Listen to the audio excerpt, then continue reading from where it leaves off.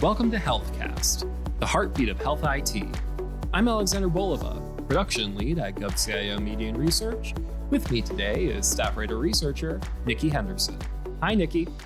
Hello there, Alex. Usually we have just one or maybe two guests on our podcast, but this week we have three, all from SAMHSA, which is the Substance Abuse and Mental Health Services Administration. Can you introduce our listeners to our three speakers? Sure, I can. Yes, you're right. I spoke with three experts at the Substance Abuse and Mental Health Services Administration, or SAMHSA. I spoke with Trina, Dutta, Dr. Robert Baillieu, and Kathryn Piscopo. It's actually been 15 years, Alex, since the agency updated its data strategy. So they were all very excited to share details about the revised data plan and how it's going to improve data collection and data analysis that will help, in the end, lead to and result in improved health outcomes for people who suffer from mental health conditions and battle substance abuse. They also talked about how the strategy was developed following an expansive set of listening sessions that they had with their stakeholders because they wanted to make sure the plan was more centered around the behavioral health continuum. Gotcha. To give our listeners a little peek behind the podcast curtain, we recorded just immediately prior to this another episode of GovCast about another agency's data strategy. So it really seems like this is a moment for federal agencies to be reevaluating and redefining their data strategy and its goals. Which, speaking of, what are some of the key goals of SAMHSA's new data strategy? Some of the main objectives of the revised plan that the experts talked with me about were enhancing data quality, expanding dissemination of censored data in particular, and reducing just the overall burden on administrators. So this strategy will help to streamline performance and procure integrated data platforms as well. The plan will also focus more on informed decision making and responding proactively to emerging behavioral health needs. So I see another goal of SAMHSA's data strategy is to create external and internal dashboards. How will they be utilized to enhance the accessibility and dissemination of the agency's data? Well, Trina in particular told me that establishing external and internal dashboards will be vital when it comes to enhancing access to and the dissemination of the agency's data. The dashboards will make the data more usable. They will help capture those key metrics, which will improve the transparency behind the data. And the dashboards will also help people to better understand behavioral health topics and provide more resources to the SAMHSA staff to better coordinate overall activities. It sounds like these external and internal dashboards are really going to be key for SAMHSA going forward. So last but not least, a big focal point of the new strategy is increasing SAMHSA's workforce capacity. I feel like data was the big topic from last year, especially in relation to AI. And I think 2024 is going to be all about the workforce. So what steps are SAMHSA taking to accelerate staff efficiency and productivity? Well, I agree with you, Alex. This particular strategy is helping SAMHSA take big steps when it comes to accelerating its workforce. They're really working towards promoting data literacy across the entire agency. They're looking to implement special training and data analysis and visualization for all of its staff members. SAMHSA also plans to hire experts in data science, survey methods, and data architecture to better equip themselves to function in an increasingly complex environment. Well, with all of that in mind, let's take a listen to your conversation.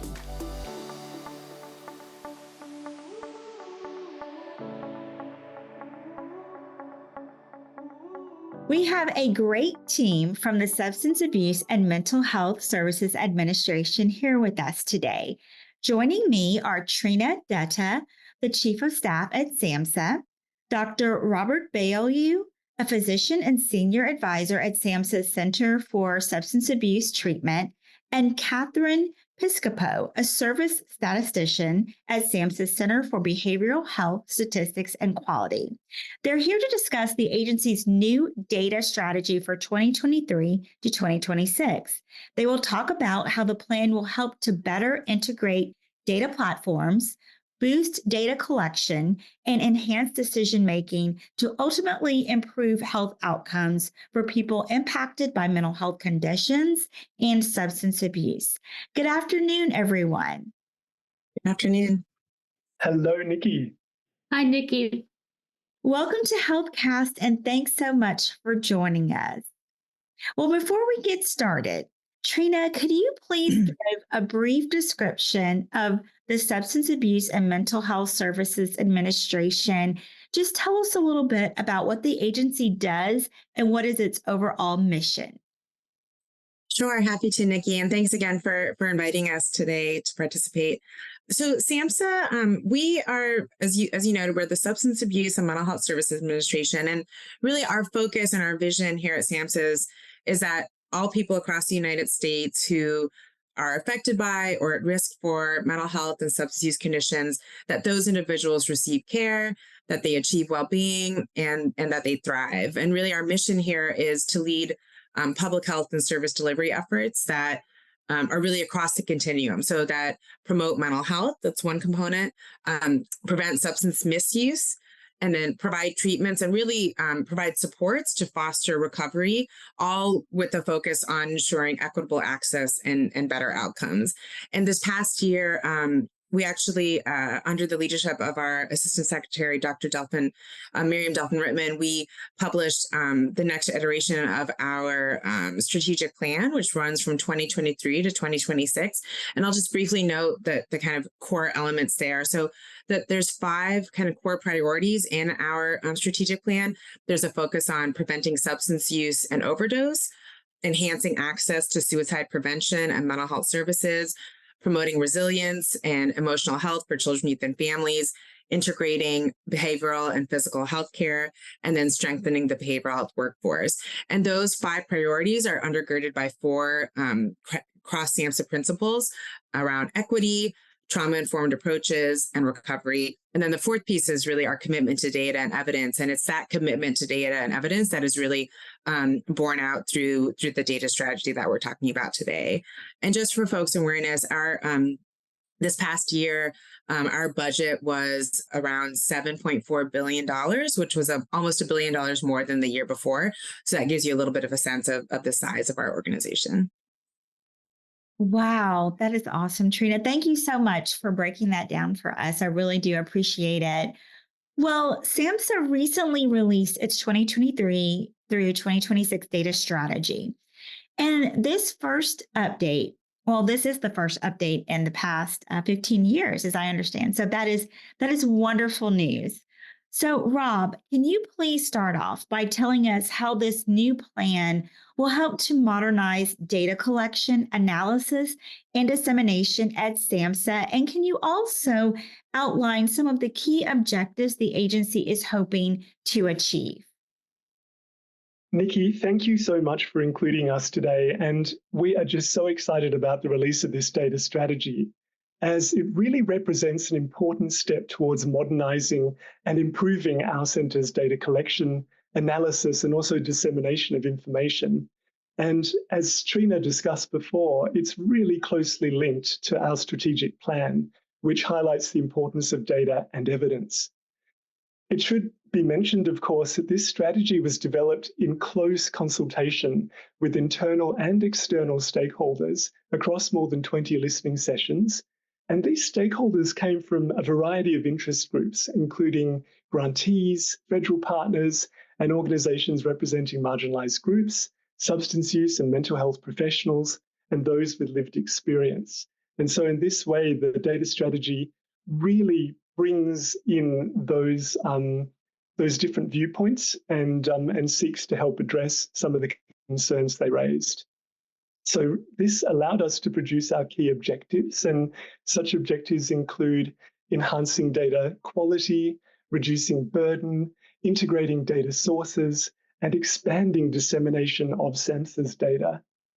This includes strategies like streamlining performance, data collection tools, and procuring integrated data platforms, which will help achieve all of these goals. The focus, of course, is on much more informed decision-making and responding proactively to emerging behavioural health needs. To help with this, internally, SAMHSA will be standing up a new data governance board that will be responsible for implementing the data strategy. And by formalising this process, we hope to improve communication and collaboration during this implementation phase and beyond. Of course, none of this is aspirational. We really crafted the data strategy to be achievable. And while it's certainly ambitious, it reflects the complexity of the current environment and the need to make data-driven decisions. Rob, thank you so much. I really appreciate you touching on the highlights, the key objectives, and like you said, it's a very exciting time, and I'm really looking forward to what next year will bring when I revisit you all, hopefully just to get an update on where you are with your goals. So I really appreciate you breaking that down for us. Well, in addition to these 4 goals, SAMHSA is also trying to accomplish some other key objectives. Trina, can you also talk about some of the core principles the agency is focusing on in an effort to pursue better outcomes for people who are suffering from mental health conditions, as well as those who are battling substance abuse?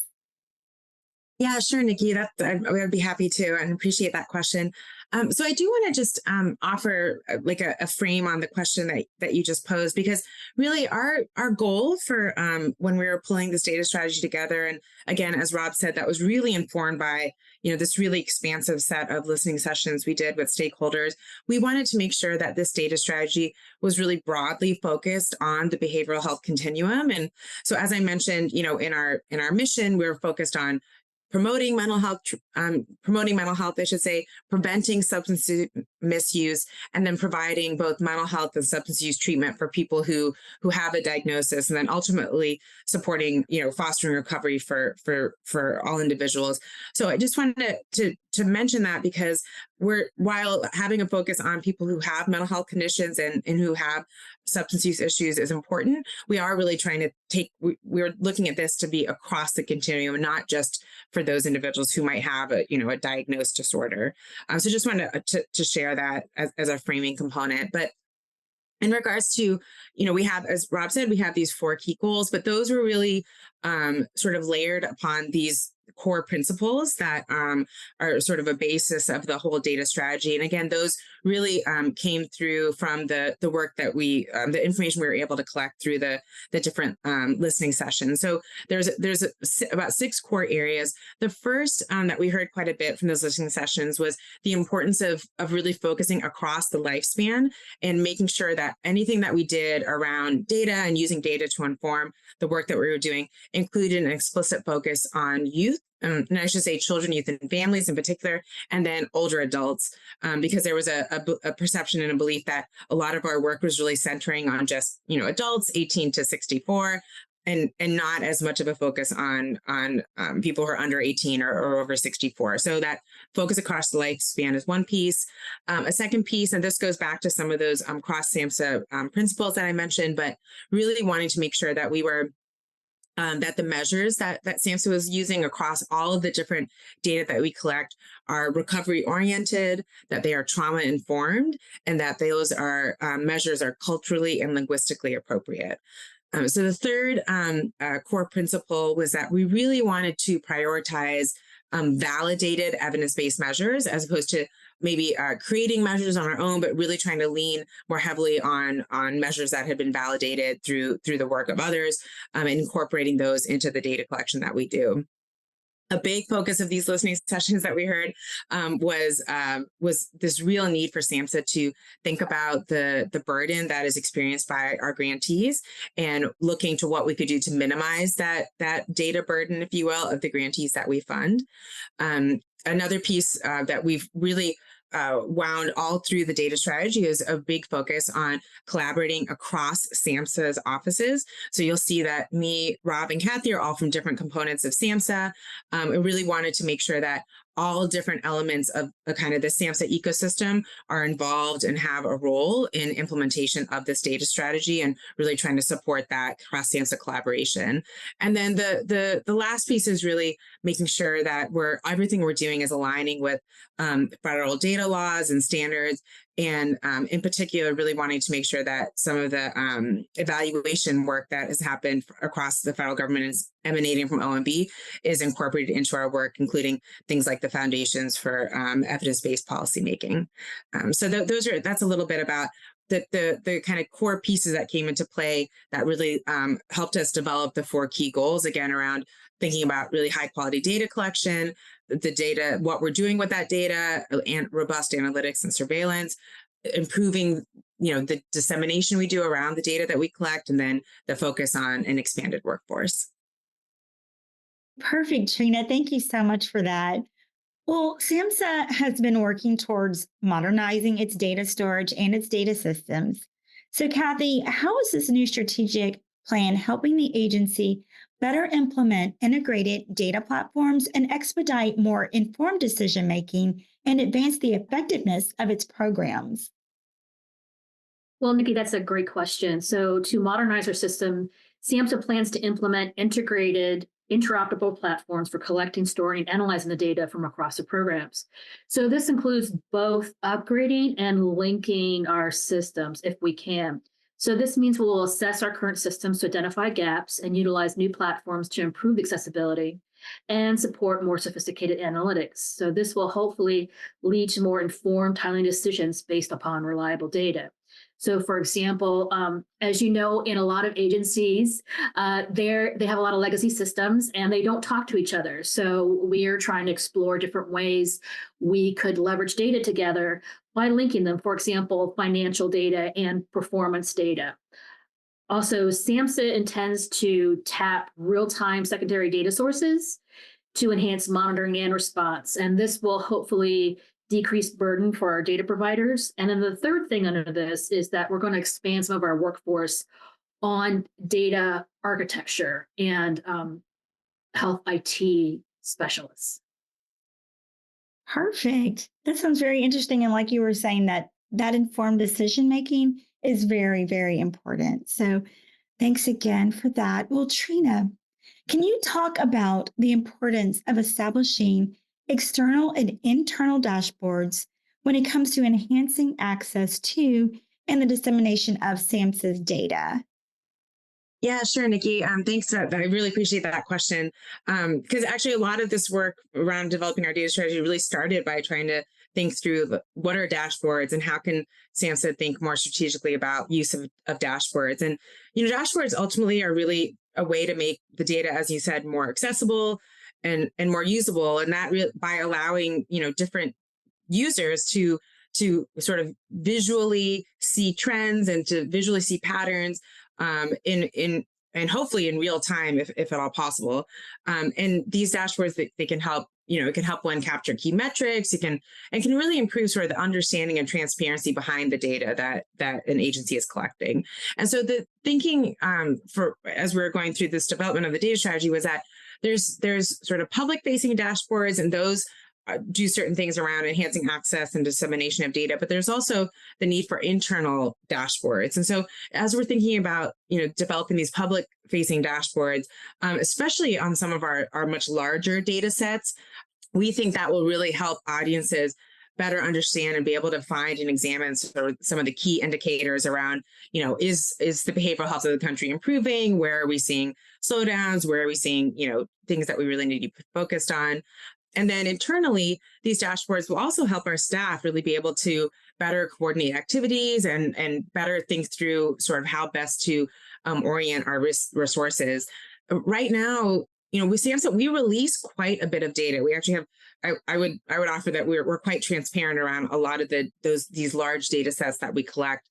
But these dashboards add sort of a level of usability where someone might not be able to take data and do complex statistical analysis or whatever it is, but they are able to navigate, a somewhat simple and easy to use dashboard to be able to understand what's happening around a given, behavioral health topic. So we're really looking forward to doing more in this space to make sure that folks really have a better sense and understanding of SAMHSA's data, and that we really are considered, a real source of data for the country around what's happening for the community, for our communities and their behavioral health. Great. Thank you, Trina. Well, Kathy, how does this revised plan align with the Foundations for Evidence-Based Policymaking Act, and how will it help incorporate data when it comes to policy analysis and decision making? Again, a great question. So as Trina mentioned before, there are 6 core principles we used when developing the data strategy. And one of them is that SAMHSA must align its data strategies with the Foundations for Evidence-Based Policy Act. So the Evidence Act was at the forefront of our mind when developing the strategy. And it was also mentioned in the listening sessions that Rob alluded to before. So the Evidence Act discusses how to improve access to data and expand evaluation capacity. So this is discussed throughout the goals of the strategy. For example, we discuss expanding and strengthening SAMHSA's data workforce capacity in goal number 4. When the data strategy is being implemented by the Data Governance Board, which Rob mentioned, it will also focus on how the agency can align with the Evidence Act. And again, Trina mentioned in SAMHSA's 2023 through 26 strategic plan that one of the principles was commitment to data and evidence. So the Evidence Act is really woven throughout the data strategy as well as SAMHSA's strategic plan. Okay, perfect. Well, in what ways will the new strategy advance the work of the agency's Center for Behavioral Health Statistics and Quality, and how will it improve data collection as well as reduce the burden on administrators? So I'm actually in the Center for the Behavioral Health Statistics and Quality, and we call it CBISC for short. Mm-hmm. It's really unique within SAMHSA in that it's an Office of Management and Budget, which is part of the White House, recognized federal statistical unit. So agencies and units have to apply to OMB to be recognized this way. And that means that our primary role in CBISC is to release official statistics. So for SAMHSA, this means official statistics on behavioral health, and also to provide statistical and analytic expertise. CBISC also adheres to OMB, Office of Management and Budget, statistical policy directives, and the Committee on National Statistics Principles and Practices for a Federal Statistical Agency. So really what that means is we abide by best practices when it comes to collecting and disseminating data. So throughout the data strategy, and also hopefully by the implementation of Data Governance Board, CBISC will be supported in improving the data quality of its products, as well as how we disseminate data. So within CBISC, there are offices. 2 of them collect a lot of data, and one is the Office of Evaluation. So that's what the data strategy is hoping to support. CBISC has always been looking for ways to improve its data collections and reduce burden. However, I'm really excited about the data strategy because it formalizes this process and it supports establishing a cross-agency data governance board. So again, more coordination across the agency just helped improve CBISC. Great. Kathy, I really appreciate that. Thank you so much. Well, Rob, I know a key area of the revised data strategy focuses on enhancing SAMHSA's workforce capacity. So over the next few years, in what ways will the agency improve data literacy and other skills among its personnel in order to boost efficiency and productivity? Thank you, Nikki. This is a really important question because a data literate workforce is a more engaged workforce and a workforce that is able to contribute really meaningfully to policy discussions within the agency. And so to better bolster our workforce capacity, we aim to promote data literacy across the entire agency. And so our strategies for this include implementing specialized training in data analysis, visualization, and also linkage for all staff members. We certainly heard during our internal listening sessions that there's quite a hunger for this amongst staff because GPOs, contractors, financial officers, they all use different types of data. They all look at it daily and they want to sort of better understand what that data means and how it can be better applied. To help support this, we also intend to hire experts in data science, survey methods, and also data architecture as well, because we recognize that we live in an increasingly complex environment. And so we hope to expand skill sets, and we hope that this will not only directly improve analysis, but also help in better communicating insights from our data, as well as informing programs and policies. So this really speaks to the understanding that data literate teams can better support the grantees as well. Thank you, Robin. And let me ask you one more question. Are there any future health IT or data initiatives that you're excited to talk about? The whole strategy is really exciting, and we've certainly heard that the strategy speaks to really elevate the nature of the work we do at SAMHSA. It's such important work. And certainly through our internal and external listening sessions, we really came to understand that there are different types of data. There's qualitative financial data, there's quantitative data, there's performance monitoring, evaluation data, and all of these types of data need to be better inculcated into a strategy moving forward. And certainly, when it comes to the qualitative data that we sort of learn from our grantees, that is often told to GPOs, we specifically call out the need to bring that more into the policy sphere within SAMHSA. And so the data strategy speaks to establishing a particular policy-driven work group, which would really bring that qualitative element into the data sphere. We certainly sort of also talk about, and as Trina and Kathy mentioned, how we can better share data. And this is really exciting as well, because we need to facilitate people's work with our data so that we can better understand what it is we're doing really well and what it is we might want to consider doing moving forward. And so this is a really exciting opportunity to engage with academics, people with lived experience, with our grantees and others to facilitate their use of our data and to better understand how we can help one another. We also recognize the importance of helping our grantees. And certainly we ask a lot of our grantees in terms of data collection. And so the data strategy specifically calls out assistance for them to better use the data they collect to engage in their own quality improvement activities. So this really recognizes the value of data. It recognizes how we can partner with community grantees to really enhance services and the delivery of services in order to improve the behavioral health of the nation. Can I just add one thing to what Robbie said? Sure. Oh, great. Okay, so I also wanted to say that HHS data strategy. So SAMHSA is under HHS as one of its operating divisions, and they just Friday released their own data strategy. So we have a lot of symmetry with that.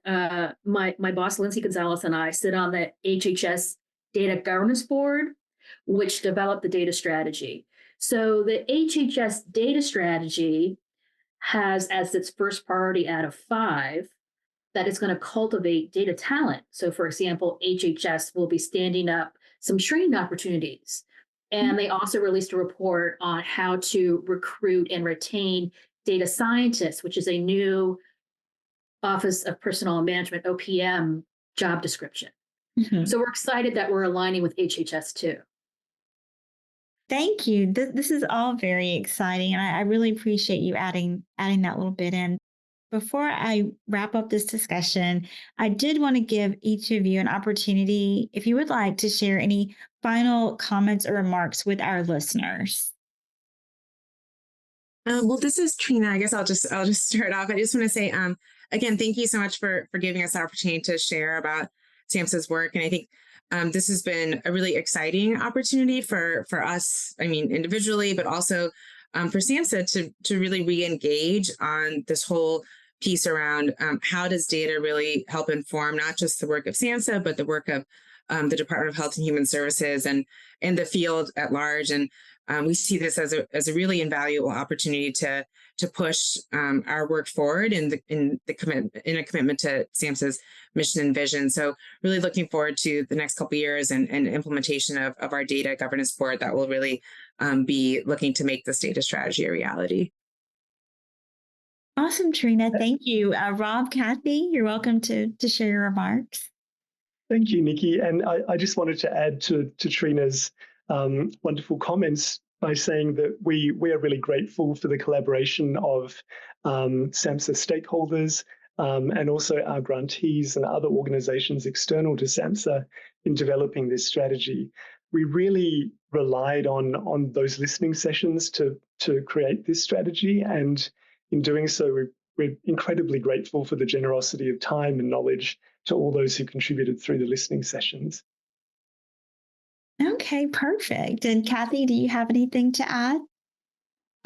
Just a couple things. So first, I just loved working with Trina and Rob. So shout out to them. They're great to work with on this. And the second thing is I'm very, as Rob is, I'm very happy that we did listening sessions with so many different types of stakeholders. And I hope that we, SAMHSA, can engage more in that in the future. It's just so wonderful to hear people's ideas.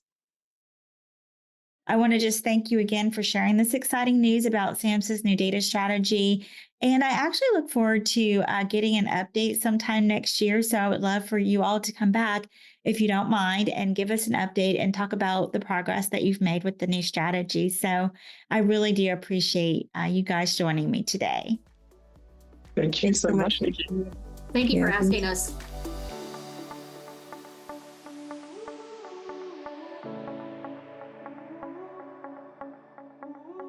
Thank you, Nikki. That was a great conversation. I'm very impressed how you managed to balance a 3-person conversation, but you pulled it off effortlessly.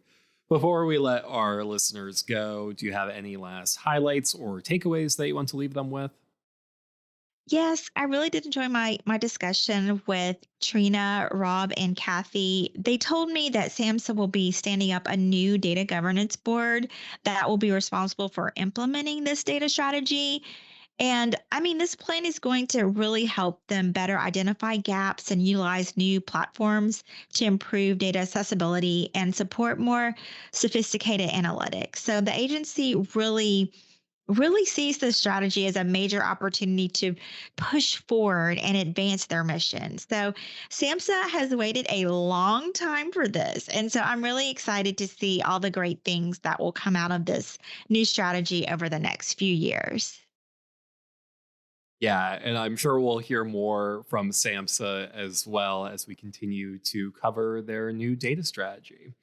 Well, Nikki, thank you so much. Listeners can tune in 2 weeks to a brand new HealthCast. But until then, if you like what you heard, make sure you're subscribed, leave a review and a 5-star rating on the podcast platform of your choice.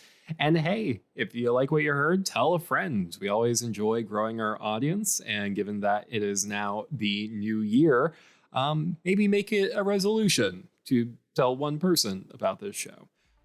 It's a pretty easy resolution. I believe in you. Anyways, thank you all for listening. I'm Alexander Bolova. And I'm Nikki Henderson. Thank you for listening. HealthCast, along with GovCast and CyberCast, is a production of GovCIO Media and Research. For more podcasts and to check out the other shows, head to govciomedia.com. Watch out for new episodes released every Tuesday and Wednesday across our shows. You can follow all of them on your favorite podcast platform. And if you like what you heard, make sure to let us know by leaving a review. And if you have any topics you think we should look into, contact us at newsletter@govcio.com.